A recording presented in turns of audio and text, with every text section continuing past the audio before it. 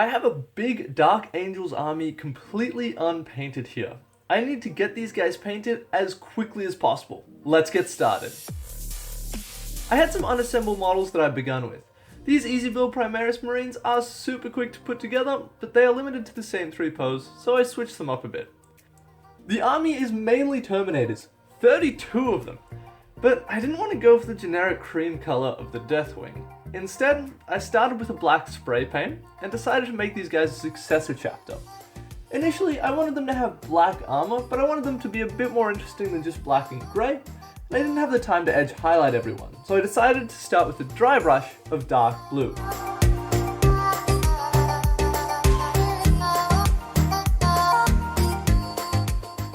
Now, I have 14 hours to spend over the next 2 days on this army. I'm painting it for the MidWinter Minis 1-week backlog painting competition.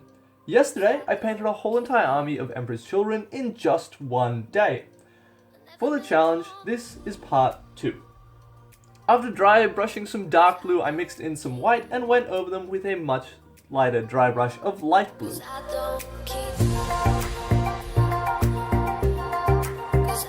At this point, I realized that I had messed up.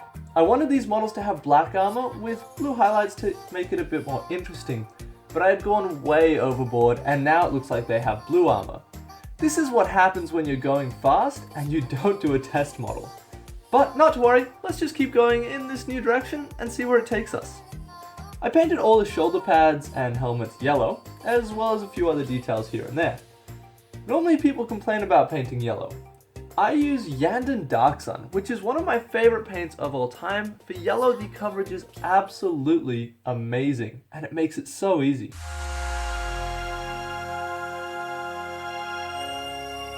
I decided that the blue and yellow wasn't my favorite, so I thought that it would be a great base coat for orange. I did a layer of orange over these guys, and now I was getting excited. The orange did take 2 coats over the yellow to cover, because orange paint is generally atrocious. Now you can see here that this was one of my small Primaris conversions that didn't work out too well. This guy ended up with 2 helmets. Maybe he's just carrying one for a friend. Now next up, all the metal got a dry brush with a silver, and I did dark red on details like the ropes and the pipes on the Terminators, as well as all of the stamps on the purity seals.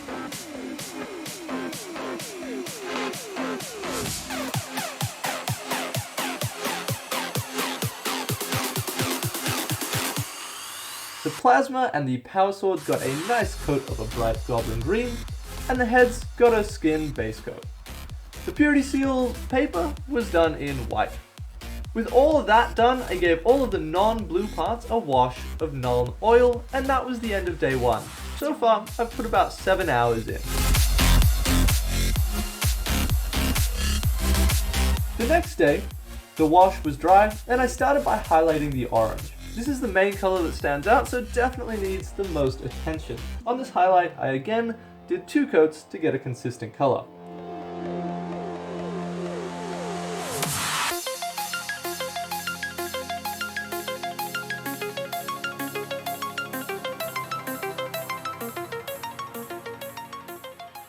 I highlighted the red with a very bright red so that it would stand out, and I was getting close to running out of time on the painting. I did the eyes as well as the plasma and power swords all at the same time with bright goblin green. Finally, I highlighted the skin and I called the models done in terms of painting. But we all know that painting's only one part of the battle.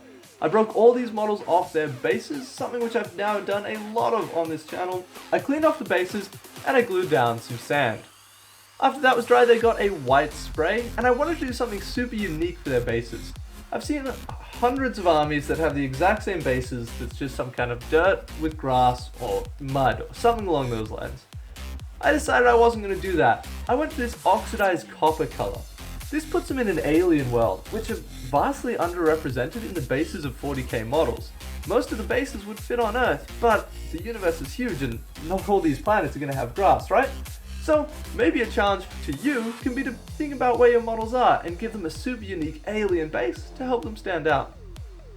With the base rims painted, I opted for Gorilla Glue to glue them all down, and with that done, this army is completed. In total, over the 2 days, these guys got around 14 hours of work put into them. I finished them at 4 PM, which means that over the next 24 hours, I have one more army to paint. I'm really going as hard as I possibly can for this challenge. I really want to win it. I'm definitely getting tired, but the challenge is keeping me motivated. This army is 2,500 points in total, and I am excited to have 30 Terminators deep strike in and hopefully annihilate whatever they want. Next up on the painting table is the 30k Space Wolves. I have 24 hours to get these guys done, and then, after they're done, my submission for the MidWinter Minis 1 week painting competition will be ready. Wish me luck, but let's keep going.